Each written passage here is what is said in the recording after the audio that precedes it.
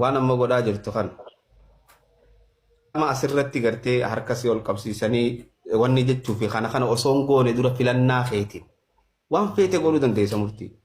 Osoo anaa wajji tara takka mari'attee haasoytee natti tola. Yoo siifin kan na jettes mirga keeti. Yoo suni barsi hannu ana kuma rakkoon qabu ani deebina na chinillee si deebisu Hamza. Waan feete naa deebisi. Yoo haya naan jettes si bira jirti murtii na dhagaye. Sun haya siin jaa Hamza na dhaggeeffadhu ani uumaa barbaadee amantii kana keessa hin baane.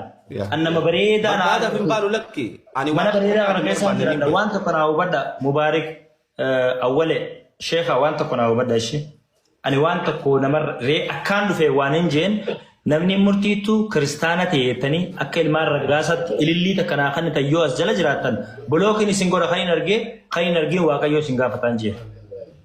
Completely amantii tanaan jijjiirrachuu barbaada. Maaliif? Ani murtii waan tana murtii kiyya akka islaama sin gaafadhe akka islaamumma sin gaafadhe akka nama foon keetittiin si gaafadhe akka nama gartee harargee teetittiin si gaafadhe. Waan takkatanii keessaan sitti haasawuutu jira. Akka oromummaattiin si gaafatadhe oromummaa keessaa akka nama foon kiyyattiin si gaafatadhe waan takkittii tana osoo asirratti waa takkan goone daqiiqaa muraasa keessaan naaf ni kanni ta'ana. Yoo siifin kan nu jettees mirga qabda. Yoo siifin kan jettees mirga guutuu qabda. Asumaan taa'atuma achi gara achi kooti wal dubbisee yoo feete. Akkanumatti taa'ee dubbisuu ni danda'a yoo dhiifama naa godhan ni gaafadha dura warra asirra jiran namoota guddaa jira. Taayimii fudhannee wajji haasoo. Hamza, where are you, Hamza? Hamza,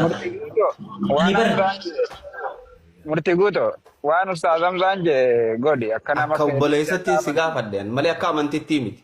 Akka Hamzaa islaamummaatti miti.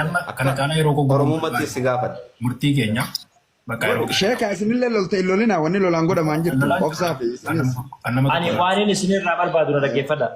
Filannoo kiyya filadheetiin isin dhufee namarraa waan barbaadu hin jee namni wanni inni naa himu jiraate at least I respect him because Hamzaan kun ilaalchi inni amantii keessatti qabu ilaalchi inni itti yaada si ibsu xiqqoo like akka warra mormaa fi harka namarraa muraa jiru kanaa miti.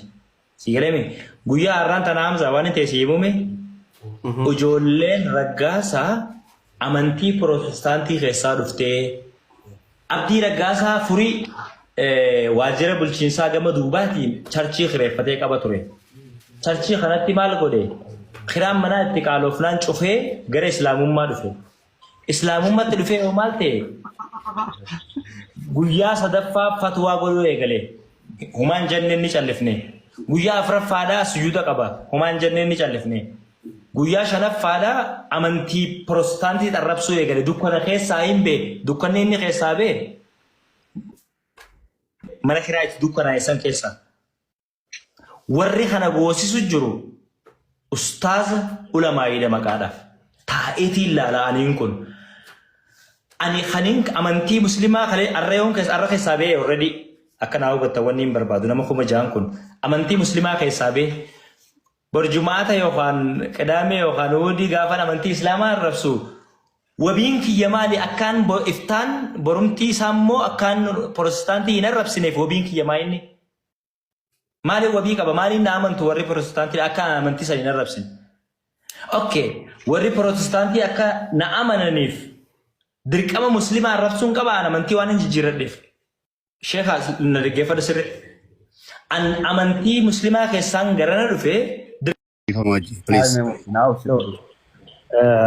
ندى والتيتن فين بروفيسور برده يقع خلنا تكتاها مرتي لا بدو مالي فين بربان بيتا وان بربان فين قبل كيف دكتور نور الدين فاجر اللي لما قلت اجر وما دبچون برباد امو وان اوغا انا خيستي نمني حر نغا فتكون انديسا انا بيچا وان كان جيوان سني منقبو قبينيا خي ساممي maqaa kiyya saamamee waan ani ta'in sanaa kafala isin jechuun barbaadu yookaan immoo warra kanaa wajjiniin tokko ta'ee shahaadaa takka qabaadhee obbolummaa qabaachuu hin barbaanne an Abdusalaam asirra jira by the way yeroo dheeraaf hin dubbisaa ture maaliifin hin barbaanne sheekh Haroo beefaa wajjiniin amantii okay ciao hayye ciao Murtiin bahin dhaabadhu.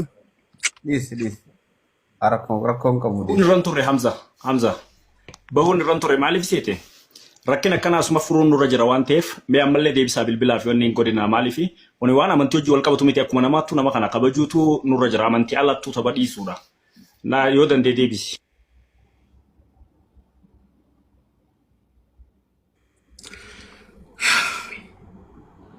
Yoo dandee deebisi Hamza. Xiqqaachaa deemte inni gara biraa xiiqiidha amma fakkeenyaaf murtii guutoos dabalatee namni hedduun irra wanti irraa haasaa jiru kuni xiiqirraa ka dhufe malee murtii guutoon jibba islaamummaatiif islaama keessaa bahuudhaaf jee kana jaajeen amanuun sababi isaan ifi xiyyaaf waan ifin islaam hin taaneef mucaan kun hogguu keessaan naa barreessu murtii guutoo nama wajjin wallaansoo hin qabini nama wajjin qabsoo keessan seenini nama wajjin xiiqii keessan seenini xiiqiin nagee heejjeeyti xiiqiin nama wajjin jiraachuu si dhorkiti waan ta'eef murtii guutoo xiiqii keessan seenin jeetiin barreessee fi barruu hedduu jira naafiin hawal jijjiirra keessaa muraasni so maaliif namni tokko hogguu xiiqiidhaan deemu ifajjeesutti illee ni dhaqa akkuma argitan biyya kana keessatti namni ifajjeesse hedduunsaa nama jiraachuun hin malleef ta'eetii miti namni keenya kan ifajjeessu jiru gulaaltan jiraachuun waan hin malleefiif miti akkitti jiraachuu jiru sun waan akkanii fi isa gaddisiisu isa miidhu ta'eef jecha ilmi namaa ifajjeessaa deema.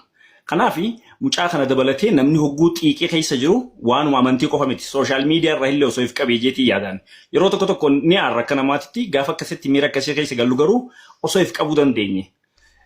So amma wal falmii fi xiiqee kanaatu amantii gara kana fidaa jira sooshaal miidiyaa kanarratti wanti irra ka'umsa kanaa hunda ta'e. Akkuma beektan jidduu kana ani gaafa keenyaaf ani Harargeettiin dhaladhee warraati ilma Ruduwaan Shee Maama Shee Yusufi so ani durumarraa kee ani kiristiyaana ijoollummaaniin pheenteedha. So kuni waan takka maatii fi wajjin wal dhabsiise hin qabu. Sababii amantiitiin abbaa keetii wajjin wal dhabdee naan jettan namni tokko mana keenya keessaa dhufee abbaa isaatii wajjin Abdusalaam guyyaa tokko amantiirra gollola naan jechuu hin danda'u. Haadha isaatii wajjin gollolee obboleeyyan isaatii wajjin gollolee naan jechuu hin danda'u. Gaafaan ifin dura amantii kana jijjiirradhus maatii xiyyaa wajjin wajjumaa hin galaa turre obboleeyyan kiyya namni hundinuu ni beekaa namoota beekamuudha. So kana keessa takkaa maatii xiyya sanii yoo humaaniif hin jaalladhelle gara amantiin ani tilaatti dhufeettiin fida malee maaliifin amantii keessa jiran salphisee xiiqii keessa galcha. Maaliifin maatii xiyya aarsa. So kanaaf ammallee kan hin jechuu barbaadu murtii guutoo rakkoo isaa furuu ni dandeessanii garuu osoo danda'ame akkuma nama amantii qabu kamittillee ni dandeemu osoo ta'e namni wal morkannaa amantii kanaa fi xiiqii amantii kana dhiisee amantii isaa karaan itti da'awaa nama godhu biraa yoo jiraate karuma gaarii ta'een da'awaa nama godhaa yaada gaariin akkaataa dubbannaa qajeelaadhaan godhaa osoo deeme hedduu natti tola. So amma immoo amantii kanarratti wanneen ani jechuu barbaadu keessumaa murtii guutoo wajjinis wal qabsiise rakkoon akkasii nama keenya jidduutti uumame bulchuun sirrii miti amma rakkina oolee buluutu amma osoo murtii guutoo fi sherroobeen kun karaa waliin dhufanii maal ta'an jettanii yaaddan isin. Wala ajjees ijoolleen kun so lameenuu dhabna tokko ni du'aa tokko immoo manee dhaggala so ijoollee kana lameenuu dhabna maaliif ijoollee kana lameenuu dhabuun nu feesi rakkinni gaafa nama keenya jidduutti uumamu hatattamaan furuu baruun irra dabree immoo hoggumanii fi waa'ee amantii dubbannullee maatii irraa dhalannees akka qabnu akkasuma immoo namoonni biraattis akkuma nuti amantii keenya jaallanutti amantii isaanii akka jaallatan kanaaf amantii isaanii waan jaallataniif akkuma nuti react goonutti isaanis react godhan waan ta'eef if qabaama jaalalaan kabajaan osoo jiraannee ka jiru. So gara caalu immoo amma murtii guutuu irratti xiyyeeffannee akka obboleessaa osoo isa yaada isaa hubattanii amantii caalaa nama kana akkuma namummaatti illee yaada dhugaadhaa san irratti deebisanii so galatoomaan hin dheereesse. Dhiifama wajji. Tole.